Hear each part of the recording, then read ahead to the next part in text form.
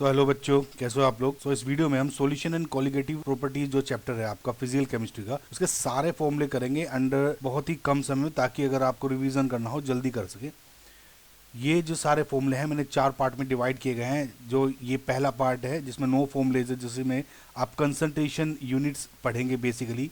दूसरा पार्ट है आपका वेपर प्रेशर लॉज का, एंड उसके बाद आप देखेंगे बॉइलिंग एंड फ्रीजिंग पॉइंट के जो इफेक्ट के क्वेश्चंस आते हैं उनके फॉर्मूलेज, और उसके बाद जो ऑस्मोटिक प्रेशर या दूसरे जो कॉलिगेटिव कॉन्स्टेंट्स होते हैं इसके आप देखेंगे। ओके, सो हम अगर आप इसमें स्टार्ट करें तो देखिए, जो ये मास कंसंट्रेट यूनिट्स में पहले आता है मास परसेंटेज। मास परसेंटेज में जैसे फॉर्मूला देखा, mass of solute upon total mass of solution. इसमें सिंपल क्या है, अगर किसी सॉल्यूशन में आपको सॉल्यूट का मास कितना है, टोटल मास का कितना परसेंटेज वो पता करना है। तो यानी अगर आपकी सॉल्यूट पता है और आपको ये बताना है कि सॉल्यूशन में का वेट, यानी टोटल सॉल्वेंट सॉल्यूशन के मास में सॉल्यूट का कितना मास है, वो परसेंटेज में उसको मास परसेंटेज निकालते हैं। अगर सेम मास के बजाय आपको वॉल्यूम में देखना है कि सॉल्यूट का वॉल्यूम, टोटल वॉल्यूम सॉल्यूशन का कितना परसेंटेज है, तो उसको आप वॉल्यूम परसेंटेज कहते हैं, जिसमें volume of solute divide by total volume solution 100 से मल्टीप्लाई, क्योंकि आप परसेंटेज निकाल रहे हैं।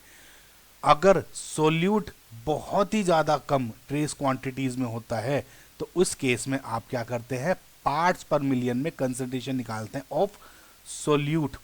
करेक्ट, सोल्यूट का निकालेंगे और उसमें क्या होता है, parts of solute divide by total parts. Generally ये मिलीग्राम में आपका सोल्यूट का दिया जाता है। इसके बाद ये तो हो गई आपका वेट का।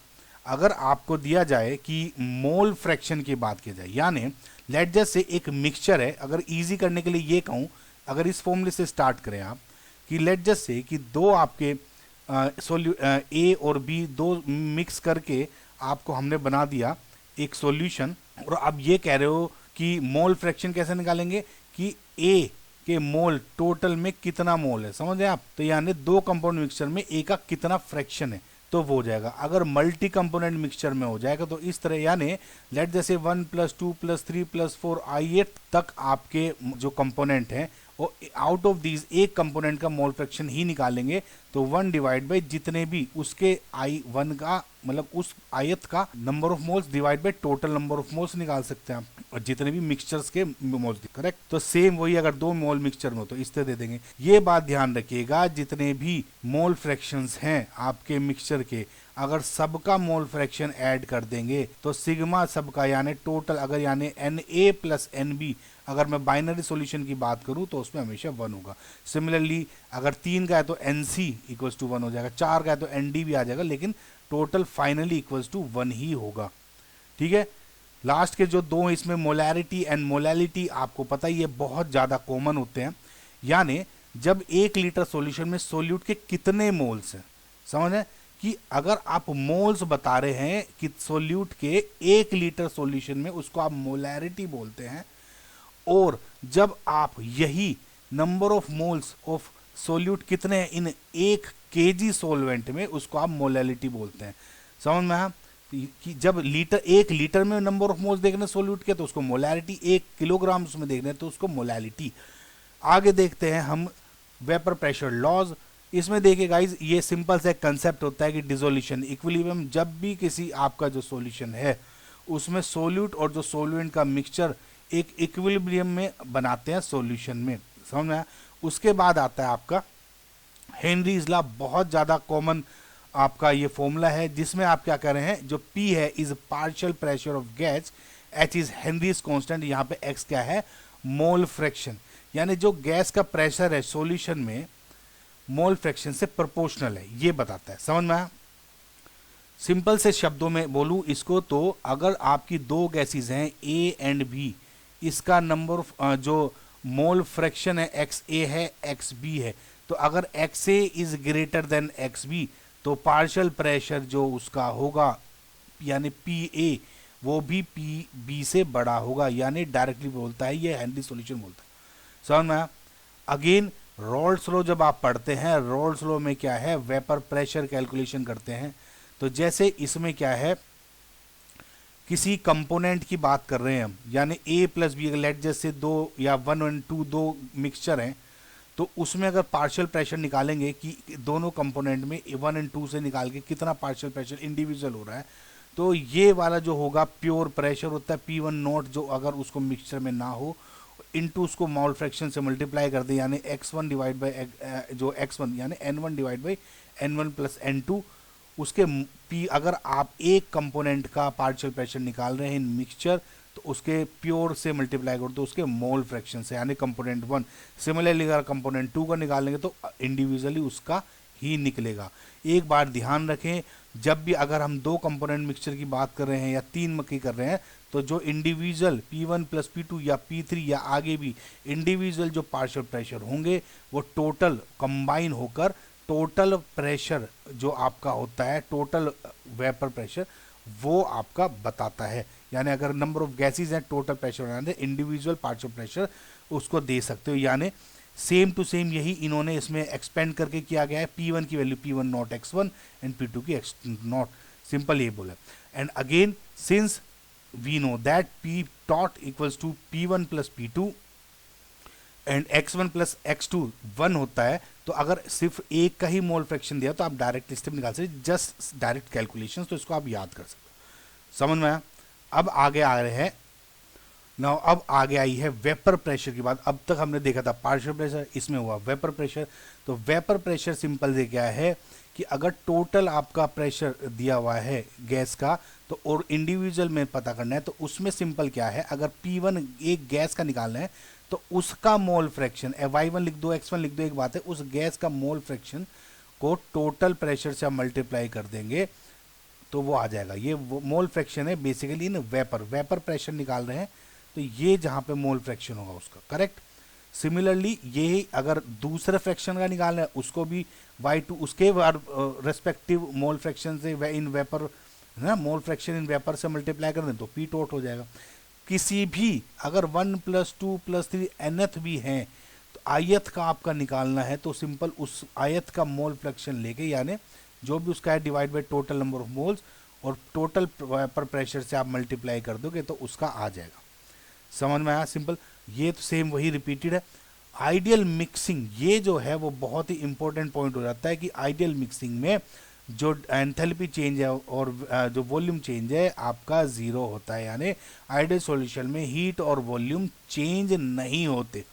नाउ ये तीन हो गया रिलेटिव लोअरिंग ऑफ प्रेशर। आपको पता है कि जब रिलेटिव लोअरिंग ऑफ प्रेशर क्या हो जाएगा कि P1 नॉट माइनस P1, यानी जो ये तो हो गया प्योर कंपोनेंट का, ये हो गया final divide by P1 not, ये एक होता है, समझ, ये तो प्योर का माइनस अब जो मिक्स करके आया मिक्सचर में डिवाइड बाय ओरिजिनल का ना, ये होता है। तो लोअरिंग ये हो गई कि पहले कितना था कि मिक्स कर दिया तो अब उसका प्रेशर डिक्रीज हो गया, तो वो रिलेटिव लोअरिंग अगर आपको निकालना है पहली एक कंपोनेंट का, वो दूसरे के मोल फ्रैक्शन के बराबर हो जाएगा। अब क्या होता है, बहुत बार इसमें हम डाइल्यूट सॉल्यूशन दे देते हैं, तो डाइल्यूट सॉल्यूशन में क्योंकि यहाँ x2 क्या हो जाएगा n2 divide by n1 plus n2, ना क्योंकि बहुत ज़्यादा डाइल्यूट सॉल्यूशन है तो डायरेक्टली आप उसको n2 अपॉन n1 भी लिख सकते हो। ये था मोल फ्रैक्शन की टर्म में फॉर्मूला। अगर आपको मोल फ्रैक्शन के बजाय अगर मास की टर्म्स में निकालना है तो आप इस तरह हो जाएगा, सिंपल इसको ऐसे लिख लो आप W2 upon M2 multiply by M1 upon W1, ये डिवाइड या इसको ऐसे W2 upon W1 into M1 upon M2 ऐसे भी निकाल सकते हो। और इसमें M1 एंड M2 क्या है, M1 एंड M2 के रेस्पेक्टिव मोलर मासेस हैं। अब है boiling and freezing point effects. इसमें सिंपल सा सबसे पहला बॉइलिंग पॉइंट एलिवेशन देखते हैं, प्रोपोर्शनल वाला है। सिंपल सा फंडा है कि जो बॉइलिंग पॉइंट एलिवेशन है वो डायरेक्ट प्रोपोर्शनल होता है मोलैलिटी के। ये हो गया boiling point elevation molality. Simple सा फंडा है, अगर आपकी मोलैलिटी बढ़ रही है या मोलैलिटी अगर आपका बढ़ रही है तो उससे क्या होगा, जो बॉइलिंग पॉइंट है वो भी आपका बढ़ता है, बॉइलिंग पॉइंट, करेक्ट, क्योंकि बॉइलिंग पॉइंट बढ़ेगा तभी तो डेल टी भी बढ़ेगा, करेक्ट। सिंपल, अगर आप, ये तो हो गया प्रोपोर्शनल, अगर आपको कैलकुलेट करना है तो के बी से अगर आप मल्टीप्लाई कर दोगे, यानी के बी यहाँ पे क्या है कांस्टेंट, एलियोस्कोपिक कांस्टेंट बोलते हैं, बॉइलिंग पॉइंट एलिवेशन कांस्टेंट भी बोलते हैं उसको, तो उसको डायरेक्ट मोलैलिटी और इसके के बी को मल्टीप्लाई करो डेल टी बी हो जाएगा। मोलैलिटी का फॉर्मूला हम सबको पता ही है, W2 upon M2 upon W1, यानी इसको अगर आप डायरेक्ट पुट कर दोगे तो ये फॉर्मूला है, सिंपल वही बताया गया है। यानी मोलैलिटी जो फॉर्मूला है, मोलैलिटी को आप इस, अगर कभी कभी क्या होता है आपको मोलैलिटी डायरेक्ट नहीं दी है तो मोलैलिटी जो हम फॉर्मूला नॉर्मल से हम कैलकुलेट करते हैं वो इसमें पुट कर दो डेल टी बी में, तो आराम से आंसर आ जाएगा। कभी कभी इसमें मोलर मास भी कैलकुलेट करना आ जाता है, तो M2 यहाँ आ गया और टी बी यहाँ आ गया, ये it's as easy as that. Again similarly जैसे आपने बॉइलिंग पॉइंट एलिवेशन पढ़ा है, सिमिलरली इसमें आप करते हैं फ्रीजिंग पॉइंट डिप्रेशन। जैसे इसमें फ्रीजिंग मोलैलिटी के जैसे डायरेक्टली प्रोपोर्शनल था डेल टी एफ, ऐसे ही डेल टी बी था, सिमिलरली डेल टी एफ भी डायरेक्टली उसके प्रोपोर्शनल है। समझ में आया? और यहाँ पे क्रायोस्कोपिक कांस्टेंट हो गया, यानी के एफ ए बेसिकली कैलकुलेट करना है। सिमिलरली मोलैलिटी का जब आप फॉर्मूला इसमें एडजस्ट कर दोगे तो ये आ गया। समझ में आया? देखिए ये के एफ ये है और 1000 है ना, W2 upon W1 upon M2, ये हो गया आपका बेसिकली मोलैलिटी का, सबको पता है।